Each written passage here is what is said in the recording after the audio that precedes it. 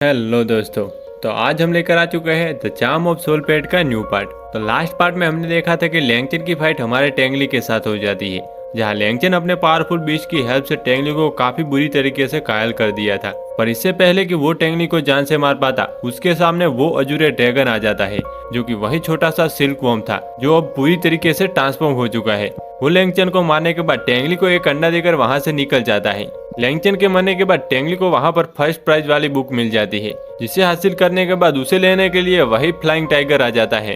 अब आगे तो इस पार्ट की स्टार्टिंग में हमें डीमन पैलेस का सीन दिखाया जाता है, जहां पर काफी सारे लोग बैटल को विजिट कर रहे थे। यहाँ का इंचार्ज और कोई नहीं बल्कि एल्डर शिया थे। इस फाइट का विनर शू नाम का एक बंदा है, जो कि एक पोजीशन के लिए फाइट कर रहा है। वो अपने कंपोनेंट जियामो को हराने के बाद कहता है कि तुम तो एक वेस्ट हो और फिर भी तुम मुझसे कंपटीशन कर रहे हो इस पोजीशन के लिए, जबकि तुम्हें पता है कि इस पोजीशन का असली हकदार मैं हूँ। यह बंदा काफी ज्यादा कमांडी था, जिसकी बातें सुनने के बाद उसका ओपोनेंट वहां से चुपचाप चला जाता है, जबकि बाकी लोग सुमो के बारे में बातें करते हुए कह रहे थे कि यह आदमी डीमन पैलेस का नंबर 1 मेडमैन के नाम से जाना जाता है, जो कि सच में अपने नाम का हकदार है। बैटल को जीतने के बाद सुमो जंप करते हुए एल्डर शिया के सामने जाकर खड़ा हो जाता है, जहाँ वो उसे एटीट्यूड दिखाते हुए कह रहा था कि आप कब से टालमोल कर रहे हैं? आपने अभी तक विनर का अनाउंसमेंट क्यों नहीं किया? ऐसा कौन सी चीज है जो आपको रोक रही है, जबकि आपको पता है कि इस पोजीशन का असली हकदार मैं हूँ और मुझसे बेहतर आपको यहाँ पर कोई नहीं मिलेगा। एल्डर शिया उसे कुछ देर रुकने को कहते हैं, जिस पर वो बंदा कहता है कि आपको पता है कि मेरा टाइम कितना ज्यादा प्रेशियस है। एटलीस्ट मैं इतना तो डिजर्व करता हूँ कि मुझे रीजन बता दिया जाए। आखिर मेरे इंतजार की भी कोई कीमत होती है ना। उसे इतनी बड़ी बड़ी बातें करता देखकर तो सभी लोग काफी ज्यादा हैरान हो जाते हैं। वो लोग इसलिए डर रहे थे कि क्योंकि एल्डर शिया के आगे बड़े बड़े एल्डर्स भी बोलने के लिए कतराते हैं। वही ये बंदा बिना जज के एटीट्यूड दिखाकर बात कर रहा है, पर एल्डर शिया उस बंदे की बात का ज्यादा बुरा नहीं मानते, बल्कि वो कहते हैं कि तुम्हें याद है मैंने तुमसे कहा था कि यहाँ पर एक और स्ट्रॉन्ग कॉम्पिटिटर मौजूद है। ये सुनकर तो सुमो के कान खड़े हो जाते हैं। वही एल्डर शिया अपनी बात को कंप्लीट करते हुए कह रहे थे कि अगर वो पर्सन जिंदा रहा तो इस पोजीशन का असली हकदार तो वही होगा। ये बातें सुनने के बाद सुमो कहता है कि आप कहना क्या चाहते हो? जिसकी खुद की जान लटक रही है, जो खुद को प्रोटेक्ट नहीं कर सकता, वो मुझसे कंपटीशन करके ये पोजीशन हासिल करेगा? उसके ऐसा बोलने के बाद वहाँ पर फ्लाइंग टाइगर की एंट्री होती, जिस पर बैठा था हमारा टेंगली। उसे वहां देखने के बाद तो सभी लोग काफी ज्यादा कंफ्यूज थे, क्योंकि वो एल्डर शिया के बीस्ट पर बैठकर आया था, पर उस बंदे के बारे में लोग कुछ भी नहीं जानते। टेंगली की एंट्री पर सभी लोग कंफ्यूज थे। वहीं टेंगली काफी ज्यादा गुस्से में लग रहा था। टेंगली को वहां देखने के बाद सुमो उसकी तरफ पॉइंट आउट करते हुए कहता है कि क्या आप इसकी बात कर रहे थे एल्डर शिया?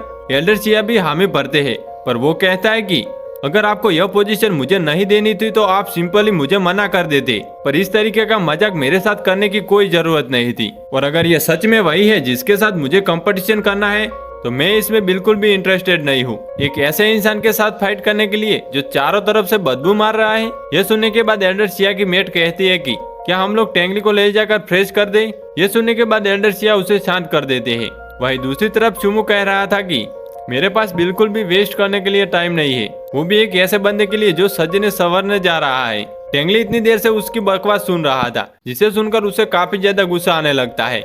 इसलिए वो अपनी चुप्पी को तोड़ते हुए कहता है कि अगर ये फाइट है तो फिर अभी स्टार्ट करते हैं ना। टेंगली की बातें सुनने के बाद सुमो गुस्से में कहता है कि तुम यहाँ पर नए हो, इसलिए तुम्हें यहाँ के रूल्स नहीं पता कि अगर किसी को फाइट के लिए पूछा जाता है तो काफी पोलाइट से पूछा जाता है। आखिर तुम्हारी हिम्मत कैसे है मुझे इस तरीके से बात करने की? पर टेंगली ना तो अपनी आवाज का टोन चेंज करता है और ना ही अपनी नजरों को नीचा करता है। वो कहता है कि मुझे सिर्फ फाइट करना आता है, अगर वो करना है तो मैदान में आ जाओ। टेंगली की बात सुनने के बाद सुमो डायरेक्ट बैटलफील्ड में आते हुए अपने पेट को बाहर निकाल लेता है, जो और कोई नहीं बल्कि ब्लू डेविल था। ये 5 साल पुराना लेवल 3 का डेविल है, जो कि दिखने में काफी ज्यादा पावरफुल लग रहा था। यहाँ सुमो काफी ज्यादा एटीट्यूड करते हुए एल्डर शिया से कहता है कि मैं वैसे फाइट करने के दौरान किसी को भी घायल नहीं करता, लेकिन जाने अनजाने में मेरा ये डेविल आउट ऑफ कंट्रोल होकर तुम्हारे इस पर्सन को घायल कर देता है, तो इसके बाद मुझे दोष मत देना। एल्डर शिया उसकी बातें सुनने के बाद कहते हैं कि आखिर तुम इसे हर्ट करोगे क्यों? ये लाइफ और डेथ वाला तो बैटल है नहीं, पर अगर फिर भी तुम अपनी पावर को संभाल नहीं सकते तो ये तुम्हारे ऊपर है।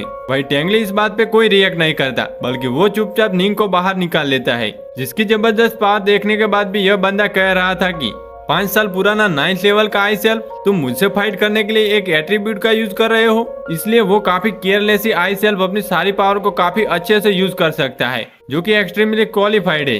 सुमो को अभी भी लग रहा था कि वो जीत सकता है, इसलिए वो कहता है कि अब देखना, मैं सभी के सामने यह प्रूव कर दूंगा कि एल्डर सिया ने तुम्हें चूज करके गलती की है।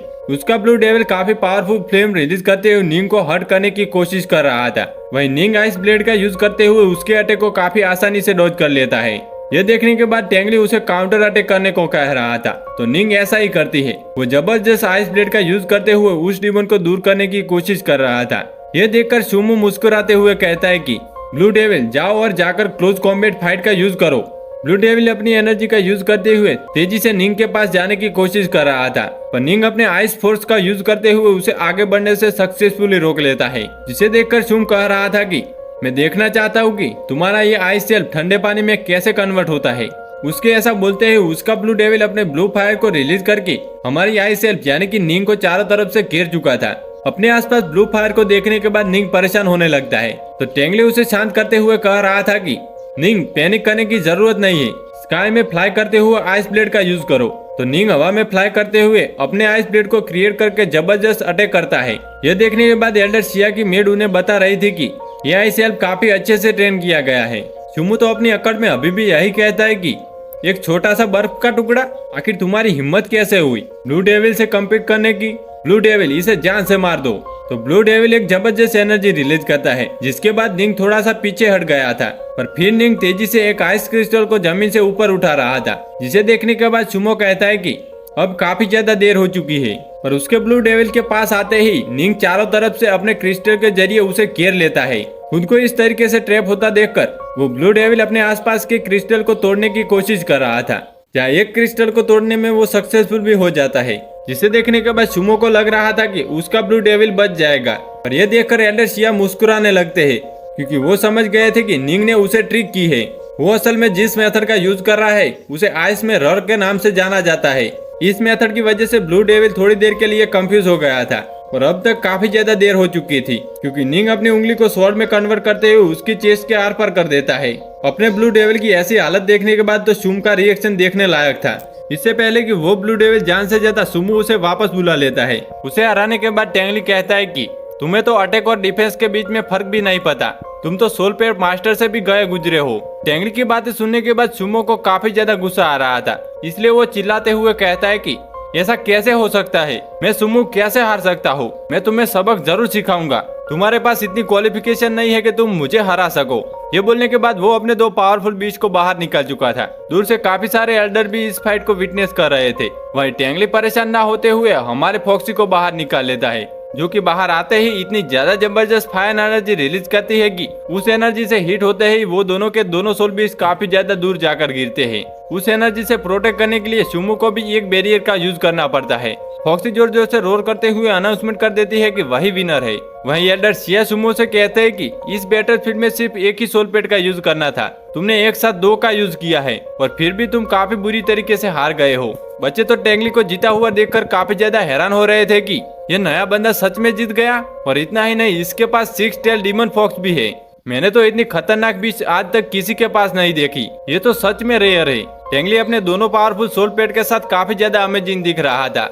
टेंगली यहाँ सुमो से कहता है कि अगर ये रियल बैटल होती, बैटलफील्ड ना होकर, तो अब तक तुम और ये तुम्हारा सोल पेड 10 से ज्यादा बार मारे जा चुके होते। सुमो तो वैसे बहुत कुछ कहना चाहता था, लेकिन अब वो काफी ज्यादा शर्मिंदा हो चुका है, तो वो चुपचाप अपने हार मानकर गर्दन झुकाकर वहां से चला जाता है। दूर से ये सारी चीजें सुमो के डैड भी देख रहे थे, और उन्हें यह देखकर काफी ज्यादा गुस्सा आ रहा था। यहाँ बच्चे एल्डर सिया से पूछने लगते हैं कि आखिर ये लड़का कहाँ से आया है, क्योंकि उन्होंने आज से पहले इस लड़की के बारे में कभी नहीं सुना। तो एल्डर सिया सबको बता देते हैं कि ये प्रिजनर्स आइसलैंड में से आया है।